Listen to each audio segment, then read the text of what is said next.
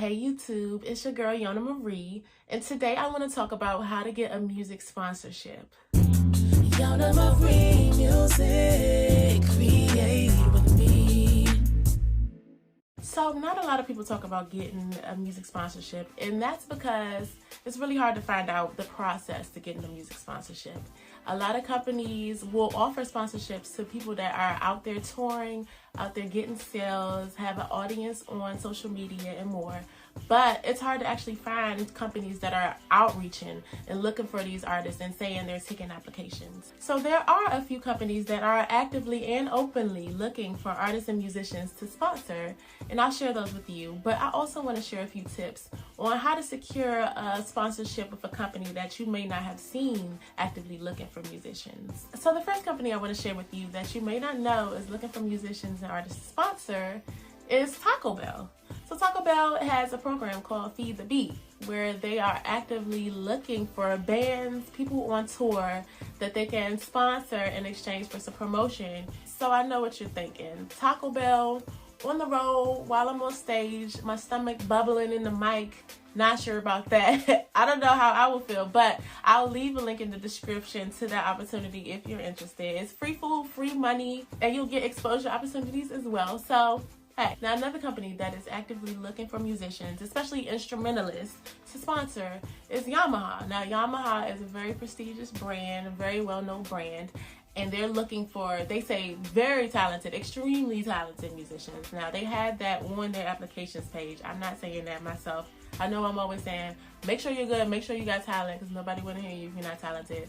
But Yamaha says so themselves. You got to be extremely good.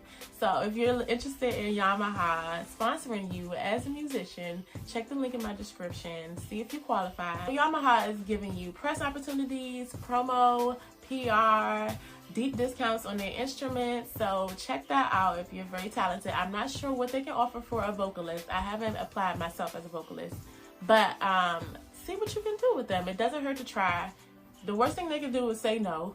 So if you're especially a teacher, somebody working with kids, somebody that's working with a lot of other people that need instruments, you would definitely want to check out a partnership, sponsorship with Yamaha. So a couple companies I found that are doing sponsorships / partnerships that are looking for musicians. One is Music and Spirits.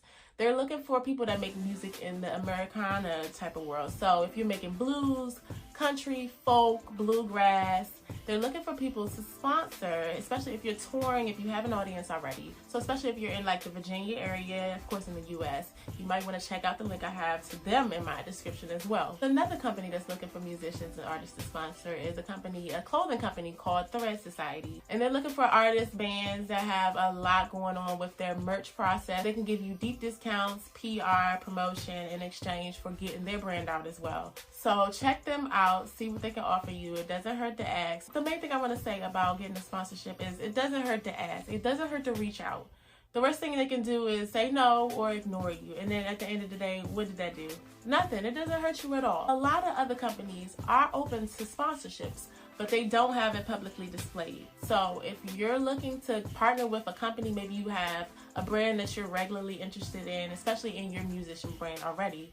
If you have maybe a clothing company that you always work with, if you have an instrument retailer that you want to work with, if you have a beer company, if you have a food company like Taco Bell, I want to just tell you, don't be afraid to reach out, because a lot of people are securing sponsorships by reaching out first. Like, these companies don't do outreaches often, but somebody either on that person's team or the musician themselves will often reach out to the company to see what they can do in terms of a partnership that can maybe be more of a sponsorship, where you're getting loads of PR, press opportunities, promo, in exchange for giving that company the same.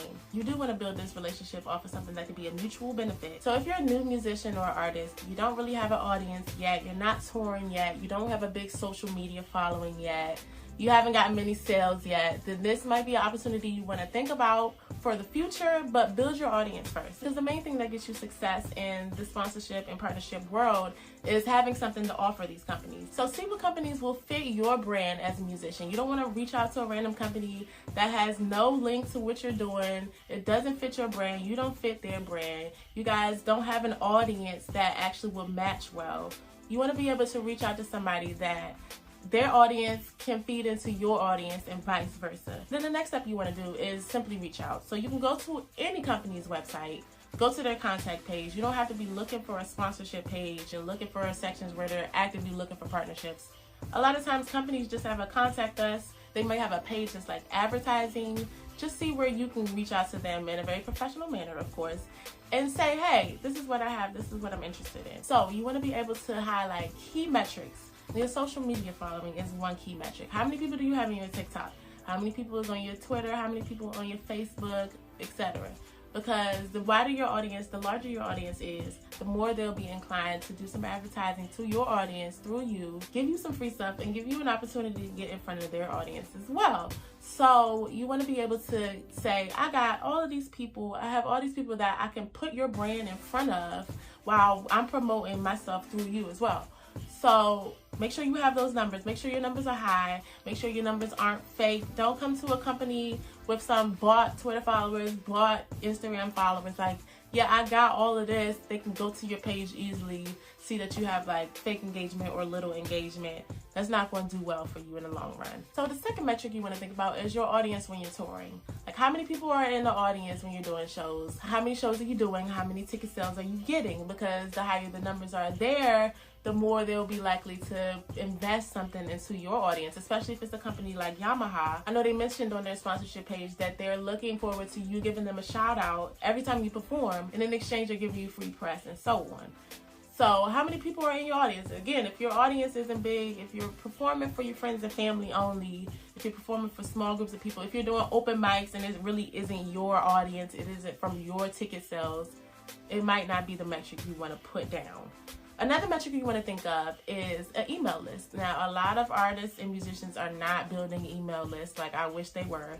Email lists seem dated. It seems like nobody's opening their email. Everybody's talking about social media marketing and getting banner ads and blah, blah, blah. But email marketing is one of the big boys in advertising till this day. So if you're an artist, a musician, a band that has an email list, has over 1,000 subscribers that really pay attention to the emails you blast out, you want to include that metric in your message when you're trying to get a sponsorship or a partnership. Now, if you don't have an email list, and especially if you don't have an email list and you actually do have an audience, you're getting sales, you're on tour, you have a social media following, please get you an email list. Like, email lists do wonders for people in many niches, like not just the music niche. If you're selling anything, if you're promoting anything, if you're advertising anything on the internet, an email list is a beautiful way to go. Beautiful way to get traffic to your new releases when they happen with email lists. But I'll talk more about email lists in a different video. You also want to mention the metric of your sales stats. How many people are buying your music? How many people are buying your t-shirts, your merch? Like, the people that you're interested in getting the sponsorship from will love to see big numbers on that, because that means you have a very loyal fan base that they can really tap into when they're getting exposure. So other key metrics do heavily depend on what you're doing. For example, if you're a teacher or educator, you might have a very prestigious teaching history. You may have written books and you want to include sales on your publications. It's like so many things that you can consider showing off to this company to show them, hey, you may want to partner with me because I can bring you something. Like, at the end of the day, getting a sponsorship is a two-way street. If you see, very huge celebrities these days, you see Sweetie or McDonald's advertisements, why do you think she's able to get that? And why do you think McDonald's isn't openly advertising that for everybody? It's because her people reached out. Her people have leverage. She has an audience. Both parties are benefiting from each other. And you want to be able to find smaller brands. Of course, you don't want to go after McDonald's yourself, but you want to be able to find small brands where both of you guys can benefit and grow together. So I'll be back for more tips later. I hope you guys enjoyed this one. Again, check the links in the description. Don't be afraid to reach out. Like I said, the worst thing they can say is no, or they can ignore you. But you never know what opportunities may come by if you just reach out to other companies. So until next time, in the meantime, check out my website, YonaMarieMusic.com. Sign up for the newsletter where I'm giving like almost daily tips for musicians, artists, singers, producers, songwriters. Because I got you. I'm coming with way more heat in the future.